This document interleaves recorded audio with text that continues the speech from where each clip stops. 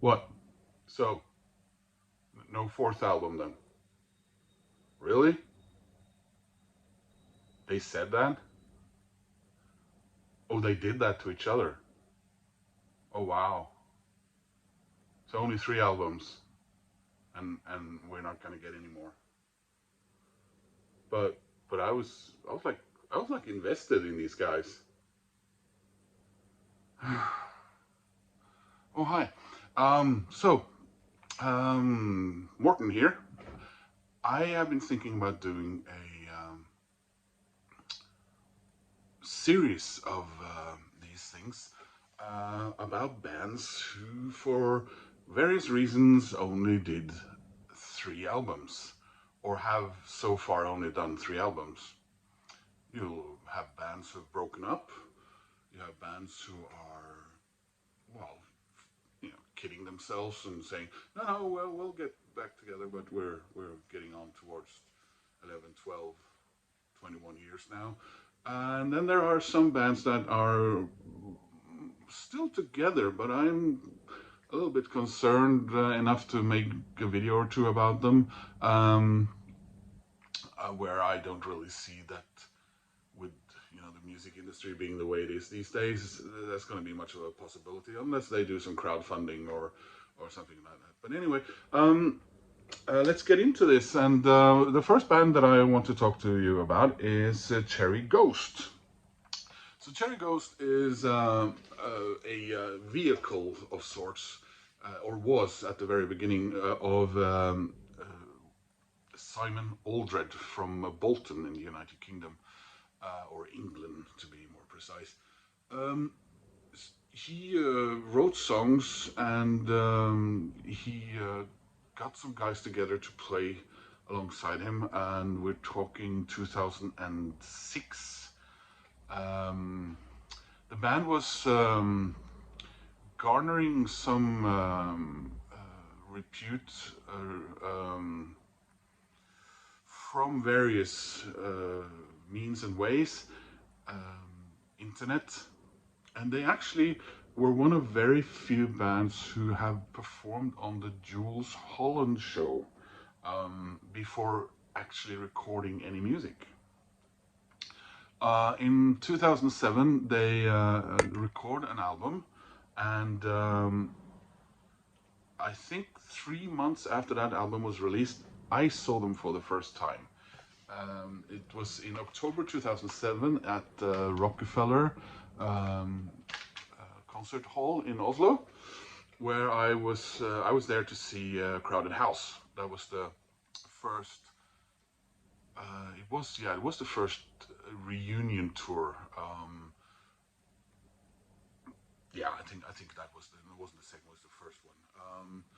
And usually I don't really care that much about warm-up acts, but these guys, they floored me. They had such a full and rich sound. So I immediately went out and found out if they had released any albums yet, and they had 3 months earlier, like I said. And this is their debut album, Thirst for Romance, Cherry Ghost. And this is just a wonderful album. It has such a rich soundscape. You have a singer who has obviously a lot invested in his lyrics, but he has this sort of broken voice. I was writing some notes that I'm trying to remember here.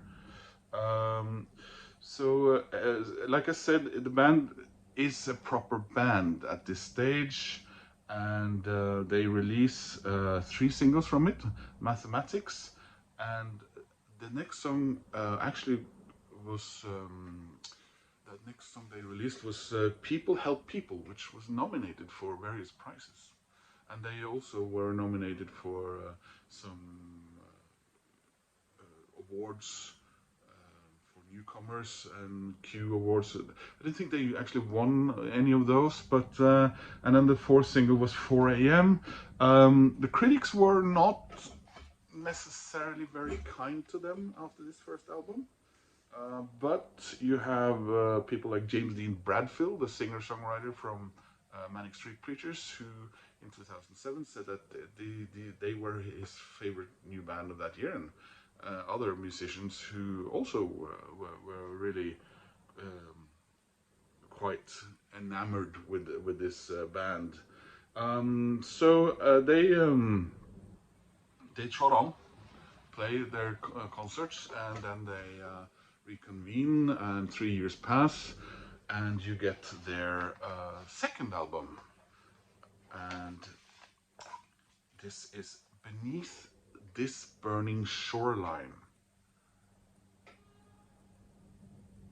Now, while their first album made it to number 7 in the UK charts, I don't think this fared as well. I couldn't really find any chart history on it, but the critics were more positive.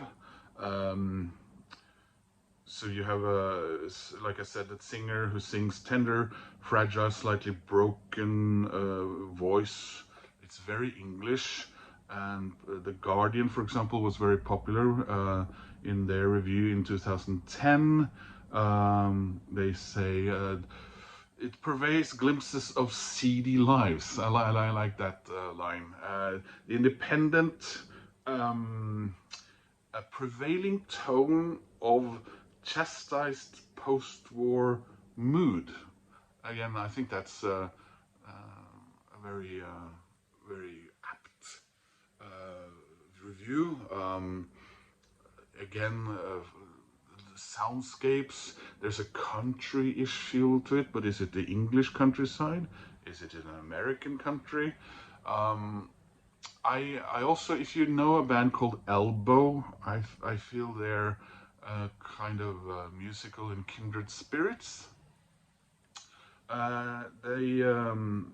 This second album is very much arranged for strings and a full guitar sound in a symphonic vein, and I think it's sublime. I think it's a really great album. And then there's a break of sorts. He goes on to record a solo album, which is quite a big departure. I've listened to a little bit of it. I don't own that album myself. He goes by the name of the record is called Invasion of Love, and what's the name of it? Cut Cold. I think he called it. Then we have a bit of a break from that, and he reconvenes with the band. And I've only had a day to live with. One of the reasons I've been waiting to make this video is that I was waiting for the third album to arrive. I ordered it just a week ago. I was not aware that they weren't together anymore. But I knew that I had missed at least one album. As it turned out, I had only missed one album because this was it. The album is Herd Runners. There's a sort of a David-esque statue there, with the middle torn out, filled with red color.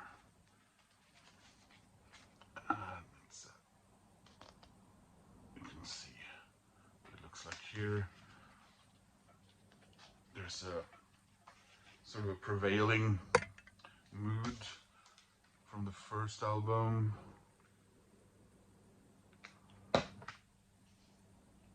To the second.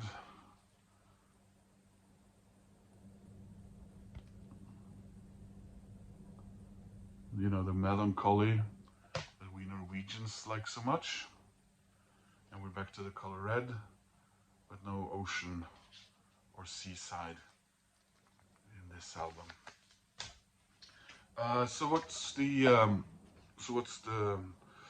end of this band? Well, nothing really official, but he does state at some stage in.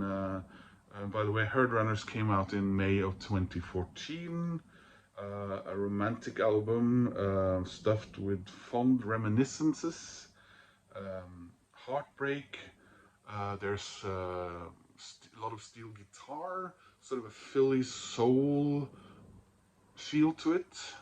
And if you know Richard Hawley and his records, there's this prevailing sound that feels a bit like it, and it's also not so strange because they share Richard's preferred producer on this album. His name is Colin Elliott, and if you listen to Richard Hawley's most popular band album and this album, I think you can sort of feel that there's a familiarity there. In 2015, without really having said much, he goes and gets work outside of the music industry, but he does pop up from time to time, writing for or even lending his voice to projects from other artists. In 2015, he worked with the Swedish DJ producer, the late Avicii, on vocals for Waiting for Love.